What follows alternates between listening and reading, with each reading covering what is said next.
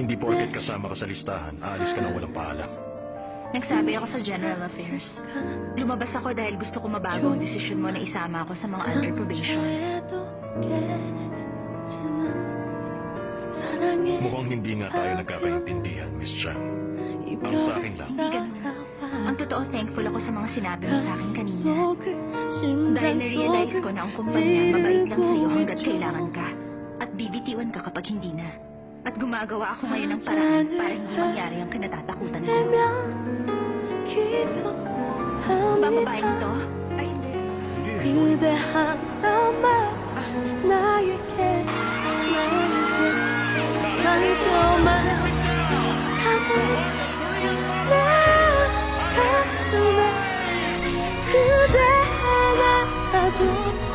A hotelier who moved the heart of Japan? Bukas yan.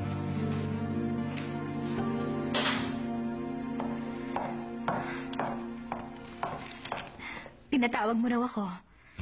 Maupo ka.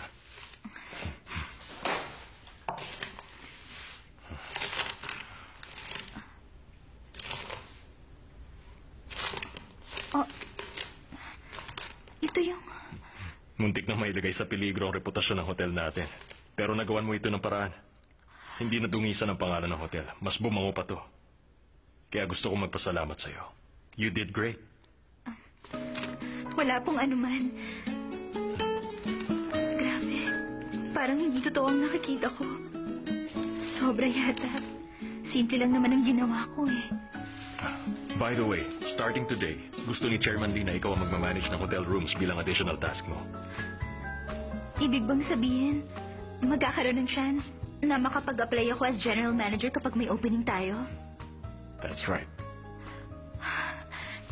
Hindi kayo mapapahiya. Thank you, sir. Just do your job well.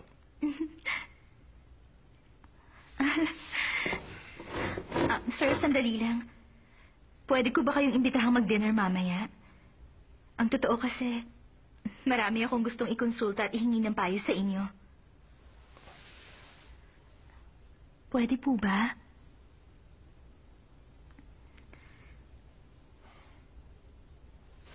O sige. Thank you, sir.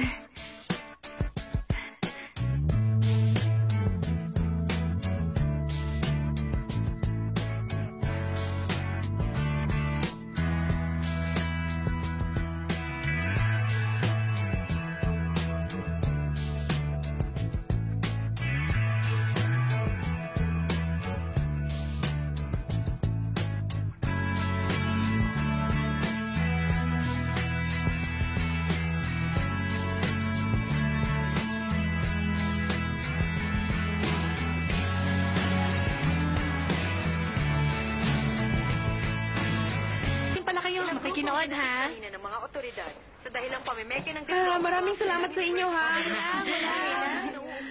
May mga authentic documents na pinagbabasihan ng May grupo baliw kasing para nagbenta ng magpapatotoo diploma niya sa kanilang grupong yan, eh. Ito ang naging reklamo ng ilang university na madalas nagiging biktima ng pamimeke na Inaresto ngayon ang ilang grupo ng kalalakihan sa paligid ng Chong Yechon at Yuljiro dahil sa lantarang pamimeke ng mga ito ng diploma mula sa mga totoong diploma. Ay, ano ba naman yan? Samantala ng isang simpleng mamamayan, hindi mapapansin ang mga Sandali. detalyeng binago ng grupo Ikaw ito. ba? Pero ayon sa Siguradong mga totoong expert, diploma? May paraan kung paano malalaman. Ministo mo naman ako.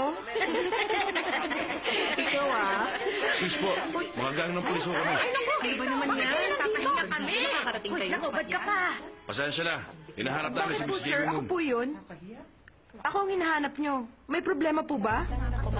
Teka, sandali lang. Wala akong ginagawang masama.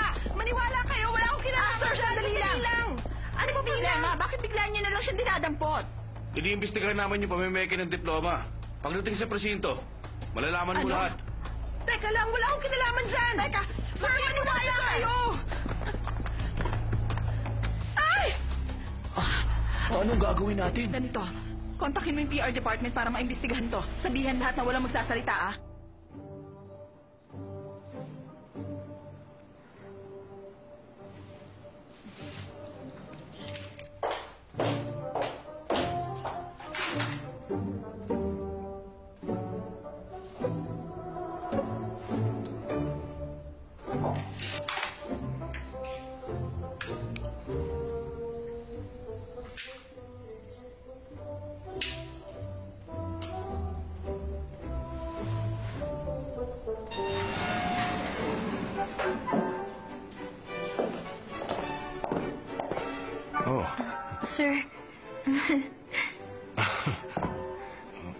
Ah, kanina ka pa?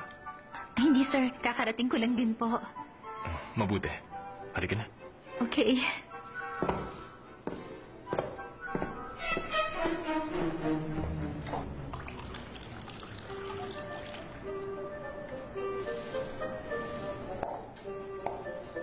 Salamat nga pala at dumating ka, sir. Walang anuman. Matagal na rin naman nating pinag-usapan to, hindi ba?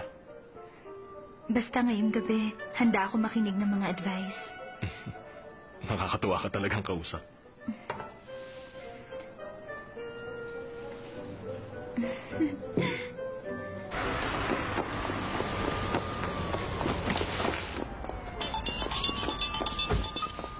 Marco, nandito na ako sa police station. Okay. Ano nga pala pangalan ng babae? Jamie. Jamie Moon. Okay, thank you. Pakitawagan si Attorney Choi. Okay, akong bahala, sir.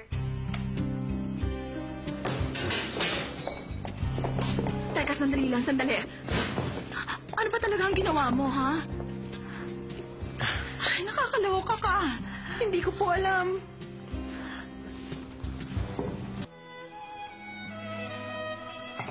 You want more? Hindi na. Okay na ako. Ikaw, gusto mo pa ba? Hindi na. Tama na to. Nakakabore ba ang topic ng trabaho? Hindi, sir. Nag-enjoy nga ako. Hindi ko alam na pwede pala maging exciting ang work natin. Siguro dahil ikaw ang kausap ko. Salamat. Sana makatulong ang advice ko sa'yo in the future. Alam kong natatakot ka rin bigyan ako ng maraming task. Dahil bago pa lang naman ako. Aaminin kong naramdaman ko yan. Pero hindi ko ibibigay sa'yo kung hindi mo kakayanin. Sinasabi mo bang sa simula pa lang nagtiwala ka ng kaya ko? Hindi sa lahat ng aspeto. Kaya nga pumayag ako sa meetings na tulad nito. Pumayag ka ba dahil isa ako sa mga taong nagtatrabaho para sa'yo? O dahil